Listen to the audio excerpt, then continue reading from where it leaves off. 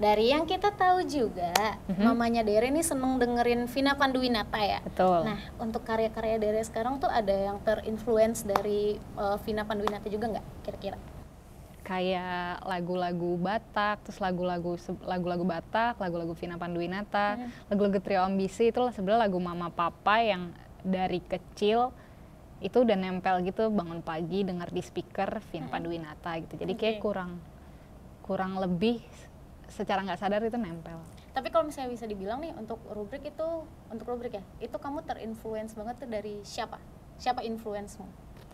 Kalau pilih satu nggak kepikiran, dan kayaknya nggak, aku juga justru kalau lagi coba buat satu album gitu, aku ada sedikit usaha untuk malah nggak begitu dengerin satu album milik siapa gitu, karena takut secara nggak sadar juga nanti nempel gitu. Nanti ngikut yang kamu dengar ya.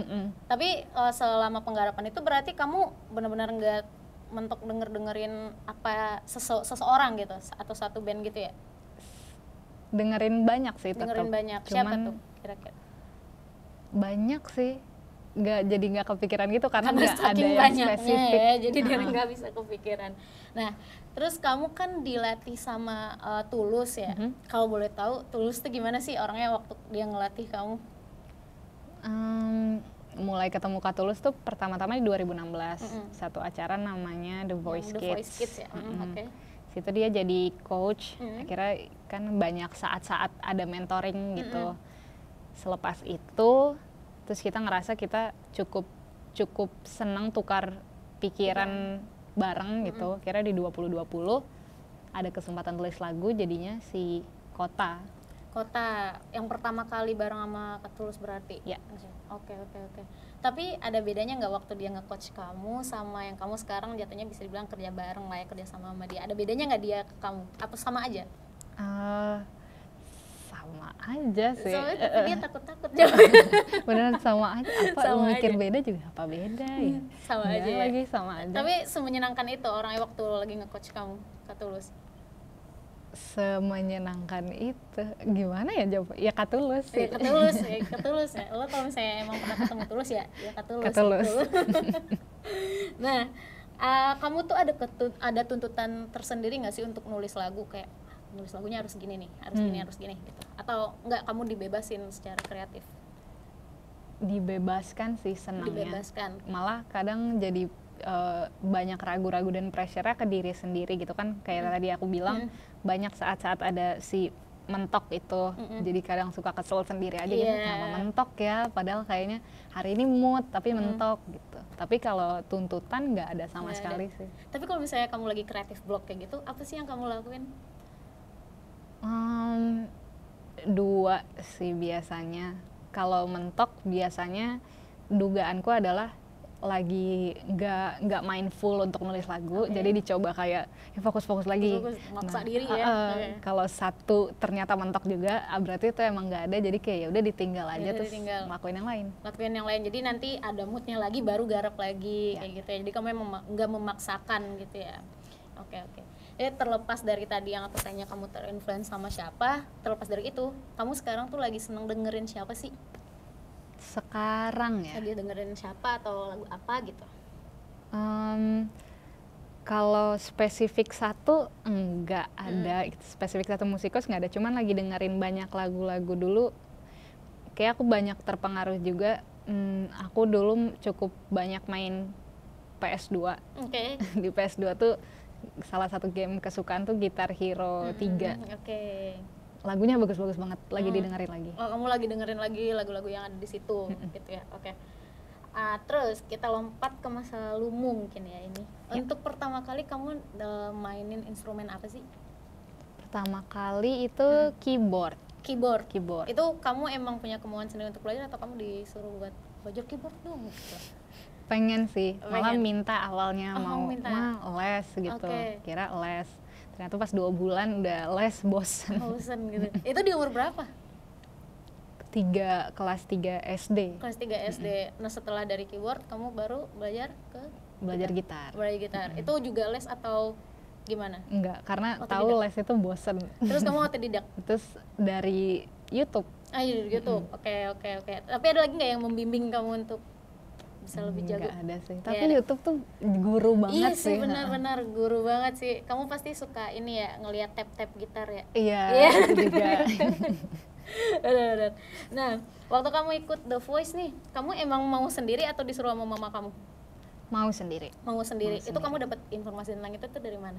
Jadi waktu itu tuh lagi ada karya wisata sekolah gitu, terus nginep di puncak, terus lagi di kamar sama teman-teman, terus di kamar tuh ada televisi, terus tiba-tiba muncul si selebaran itu di TV, si info itu kayak audisi Jakarta, blablabla, terus ngeliatnya bener-bener kayak tergerak gitu. Inilah saatku. Inilah saatnya gue menunjukkan diri gue. Oke. Tapi kamu memang seneng nyanyi berarti dari dulu? Senang banget. Keyboard sambil nyanyi itu dari pas umur kelas 3 SD itu ya, nyanyi udah. Tapi untuk nyanyi sendiri kamu ada les nggak? Nggak, les vokal gitu? Dulu sempet juga. Sempet juga? Jauh lebih muda di TK tuh dilesin mama nyanyi. Kayak sebulan gitu, tapi sebulan juga kayak bosen, nggak suka gitu. Iya, uring-uringan ya. Karena disuruh-suruh kali ya? Karena atau gimana? Nggak disuruh-suruh juga sih, kayak jiwanya tuh kalau les ada yang tuntutan? Bukan tuntutan, kayak kurang bisa meregang gitu. Kurang bebas lah ya, karena emang kamu harus terstruktur banget ya kalau misalnya les. Benar. Nah, ini 1 tahun yang lalu kita balik lagi, kamu itu mengaku kalau kamu tuh orangnya gugupan. Ya. Nah, untuk sekarang nih kamu masih gugupan gak sih? Masih gugupan, tapi sudah jauh lebih baik. Kayaknya kalau mau manggung tuh udah jauh lebih baik. Mungkin karena terbiasa ya. Mungkin. Itu semua bisa karena terbiasa, bener ya? Betul. Itu. Oke. Nah, panggung yang paling memorable nih buat kamu sejauh ini? Panggung semuanya, karena sebenarnya panggungnya belum sebanyak itu. Sebenarnya masih seger-seger juga ingetannya. Semuanya menyenangkan sih, tapi kalau boleh pilih satu itu Art Jok. Kenapa bisa memorable buat kamu? Karena suasana datang ke Art Jok sendiri tuh udah senang. Karena Art Jok kan dia ada pameran seni gitu kan, banyak instalasi, jadi kayak sebelum nyanyi tuh bisa lihat pameran, lihat instalasi, terus habis itu malamnya baru nyanyi, terus suasananya tuh intim, bukan yang kayak panggung besar banget gitu, tapi semua orangnya apresiasi, nyimak, terus jadi intimate banget ya, suasananya hangat gitu. Benar. Nah, beberapa waktu lalu kamu habis tampil di Istana Negara. Ya. Boleh cerita dong gimana rasanya? Tampil di Istana Negara seneng banget sih. Dan kok bisa sih? Mungkin boleh ceritain ya kronologisnya.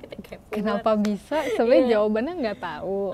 Karena tiba-tiba 3 minggu sebelum 17 Agustus dikasih kabar kalau kayak Dere kayaknya ada kesempatan untuk bawain lagu Rayuan Pulau Kelapa di 17 Agustus di Istana Negara gitu. Dan denger aja udah bingung, kok tiba-tiba gitu. Tiba-tiba tapi seneng banget gitu.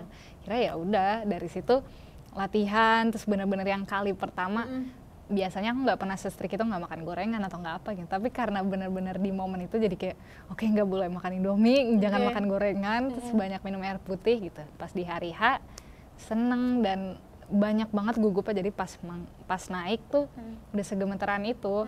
Cuman pas denger musik terus ngerasa ada harunya nyanyi buat negara gitu, terus agak drama, tapi kayak pas aku nyanyi tuh banyak burung-burung lewat gitu, jadi kayak untuk Indonesia gitu. Tapi di situ lancar tuh kamu sampai atau ada rada flailnya dikit atau gimana? Bersyukurnya lancar. Alhamdulillah. Berarti emang kamu ngejaga banget ya untuk suara di situ. Tapi emang sebelumnya kamu untuk nyanyi, manggung atau apa, kamu suka sembarangan aja untuk ngejaga suaramu? Nggak tahu itu sembarangan apa enggak, cuman nggak pernah. Seketat itu banget lah untuk yang mau tampil di Istana Negara ini. Kalau makan gorengan ya dimakan aja. Makan aja, gitu. Cuman sesuai porsinya. Betul. Gitu ya. Benar. Nah, kamu tuh gimana sih caranya, balik kamu kan tadi gugupan. Nah, untuk kamu bikin diri kamu nyaman di atas panggung, itu kamu gimana? Mungkin ada tipsnya untuk teman-teman mungkin yang juga suka manggung kan, baru-baru manggung. Kalau dari aku mungkin tipsnya adalah sebelum manggung pastikan tidak kebelet pipis. Oke. Beneran. Kenapa tuh? Karena itu kalau di aku penting banget, soalnya aku kalau gugup ada tendensi untuk udah gugup tiba-tiba ininya tuh terasa kering terus gitu. Jadi minum terus minum udah menuju panggung sering banget kebelet gitu. Nunggu udah mepet suka nggak enak kalau minta ke toilet kan. Jadi ujung-ujung pas di panggung juga aduh udah campur aduk gitu, nggak lega. Dari yang canggung makin canggung lagi di atas panggung ya. Udah benar itu. Ada lagi mungkin? Berdoa. Itu yang paling penting ya. Nah, Dere sekarang itu pengen dilihat sebagai penyanyi yang seperti apa sih? Mengingat kamu emang baru memulai jalannya ya. Nah, di sini kan kamu ngebangun banget nih. Nah, kamu tuh pengen dilihat sebagai penyanyi yang seperti apa? Kalau aku harapannya sih ingin jadi apa ya? Jadi penyanyi apa sih sebenarnya nggak bisa dijawab ya. Ini agak melenceng sedikit, cuman lagi-lagi mirip sama tadi. Harapannya sih setiap nyanyi atau setiap bawain lagu yang aku bawakan itu pesannya tuh bisa selalu nyampe ke teman-teman. Benar. Itu sih harus ya. Nah, kalau misalnya nih, aku kan kamu juga kuliah ya, sibuk kuliah, terus kamu juga menjalani karir sebagai penyanyi sekarang kan. Tapi kalau kamu bukan seorang Dere yang penyanyi nih sekarang, kamu bakal jadi Dere apa? Siapa Dere? Selain sebagai mahasiswi ya. Kira-kira apakah kamu bakal punya usaha sampingan nih sambil kuliah atau apa? Tapi udah fokus jadi mahasiswi aja. Oke.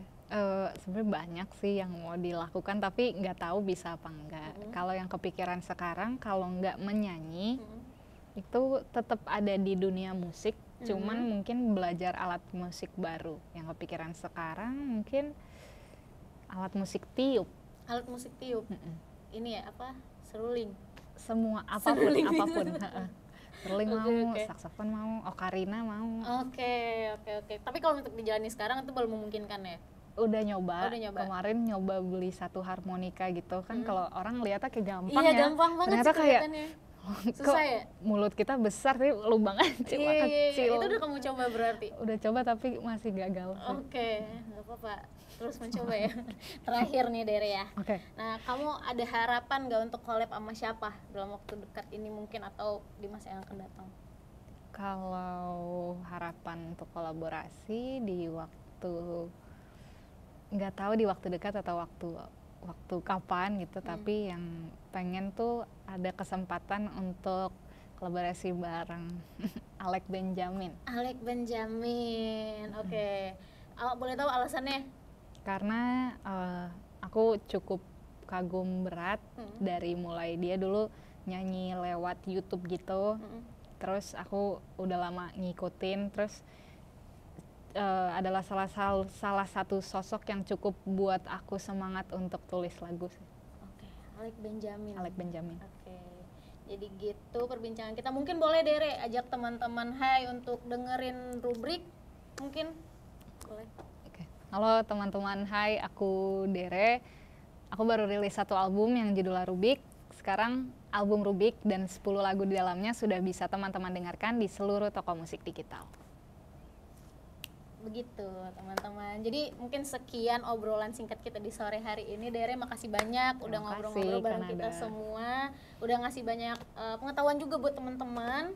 Jadi gitu dulu teman-teman. Sekian HiPods Kisum kita di hari ini.